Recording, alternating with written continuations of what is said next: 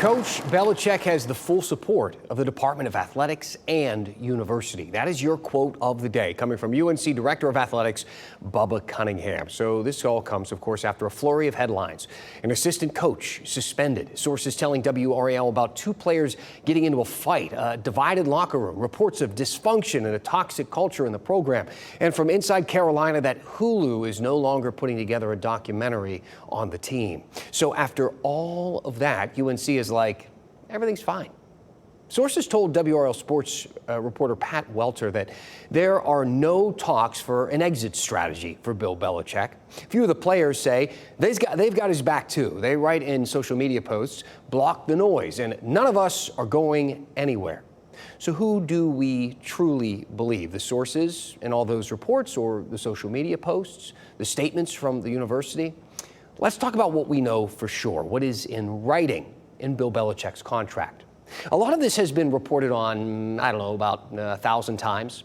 5 years, $50 million, a $30 million guarantee to Belichick if UNC fires him without cause, and a $1 million payment to UNC if Belichick decides to quit. But what about some of the, I don't know, gray areas, like if Belichick is fired? You know, not for losing games, but for something more serious. The contract does address that stuff too. So let's look at that. Bill Belichick's responsibilities go well beyond the gridiron when you're a coach like this. A part of his contract says he must, quote, supervise and maintain responsibility for the conduct and activities of all program assistant coaches, staff members, employees, and athletes. So he's supposed to make sure that all of those people follow the NCAA rules, the ACC rules, and the UNC rules. And if those people break those rules, quote, the coach may be subject to disciplinary or corrective action if the coach or personnel under the coach's direct or indirect supervision is found to be in material violation. So basically, the head coach is responsible for the players and the assistant coaches, making sure that they follow all of the rules and reporting them if they step out of line. If he doesn't do that,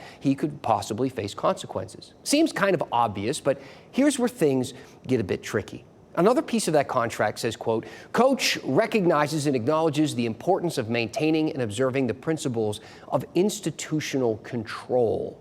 So what is that? What is institutional control? Well, we asked an attorney. It's been the basis for NCAA violations and penalties in the past. When the NCAA determines that a school is doing something that it shouldn't be doing under the rules, the school will then be accused of a lack of institutional control. And that gives way for the NCAA to institute major penalties against a school, like fines, loss of bowl game, loss of scholarships, things like that. A lack of institutional control typically is made up of a lot of sort of lesser violations. It's kind of a death by 1,000 cuts kind of thing. If people under Belichick's supervision break the rules and it keeps on happening, he could be the one who gets in trouble, but he wouldn't be without some defense. The problem is that it's unclear what a lack of institutional control really means. And so any allegation that Bill Belichick had not met that standard, or that there was a lack of institutional control in the program, would likely be met by a counterargument by Belichick that he had not done these things wrong, and whatever he had done wrong or was wrong in the program did not actually constitute a lack of institutional control.